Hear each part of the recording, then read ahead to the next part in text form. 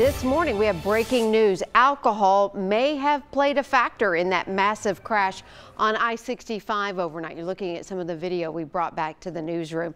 The damage is incredible. News Channel 5's Blake Rosnowski down in the newsroom with more information. Good morning, Blake. How are the victims this morning?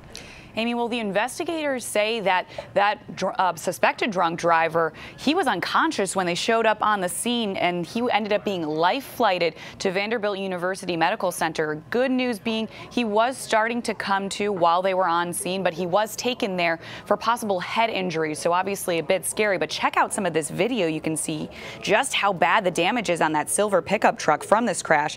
Totally smashed up from this. Those officials on scene say the semi-truck that was involved in this was pulled over on I-65 South just north of Millersville in Robertson County. He was having problems with the truck, so he was waiting for a tow when the pickup truck driver slammed into his back end a little after midnight.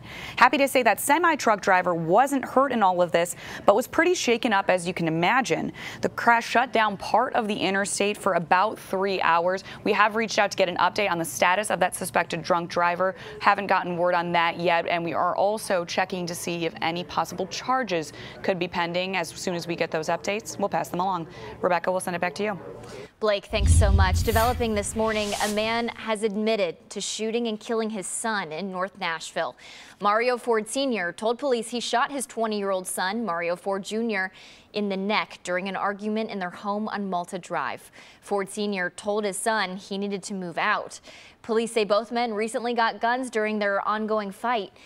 The father claims his son pulled the gun first, so he shot him. Charges are being filed in this case. Happening today, the man accused in a $43 million fraud case will be in court. Jeffrey Gentry owned the Gentry Brothers Tractor Supply in Sparta, Tennessee. Well, he promised investors that they would receive high returns on contracts that he was bidding on.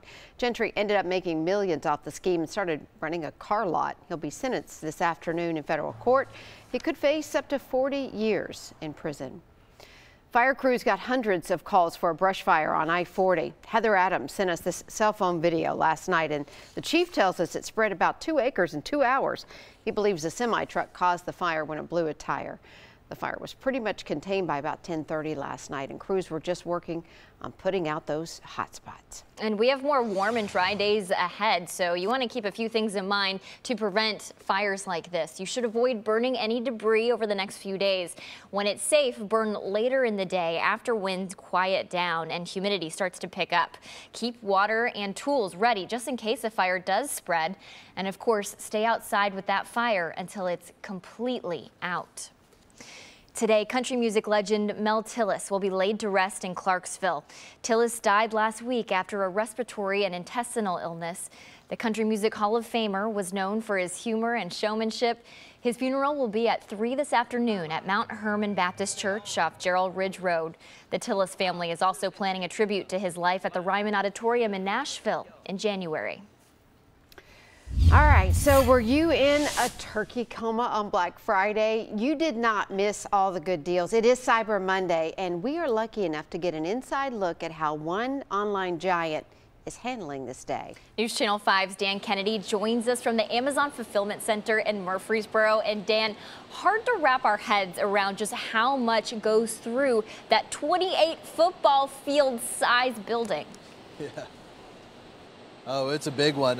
They processed last Cyber Monday 700 items per second, and today's expected to be only bigger, only crazier of a Cyber Monday as more people shopping online, or at least expected to this year. Stephanie Rashawn is helping us out with some of the items here that might be hot and popular this year at Amazon. Appreciate you doing this for us. Yeah, hi Dan. Thanks for coming and stopping in Santa's Modern Day Workshop. It's what it feels like. Yeah. Let's say you're going to a Christmas or holiday party this season and you want to get the host something. You got just the perfect thing. I got the What's perfect gift. And this is from a local Tennessee artisan. These are beautiful mason jar sconces. They're around $20 on sale today on Amazon.com/Cyber Monday. Another popular hit are these great chocolate truffles. And if you're lucky, the host will open them up and you can all enjoy them at the party. You may not want to splurge for the host on the Echo, but if you did, I'm sure they'd invite you back. Yeah, I mean, who wouldn't want an Echo? So we have the whole family right here. This is the all-new Echo, the Echo Show, and the Echo Dot. And the Echo Show today, $50 off, putting it under $200. So it's $179.99.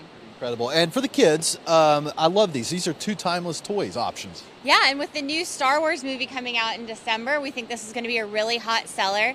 The Droid Builder is kind of sparking some creativity and learning. It's 20% off today. Great deal for the kids.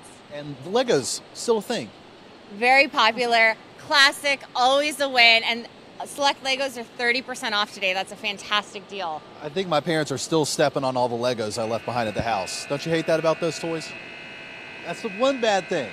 I mean, if that's the risk you have to take to inspire some creativity in your little ones, I think it's worth it. Well said. There are a lot of great things out here, and Cyber Monday expected to be huge. $6.6 billion is one estimate out there. That would beat Black Friday, which had $5 billion worth of sales just a couple days ago, up from last year. Reporting live in Murfreesboro, Dan Kennedy, News Channel 5.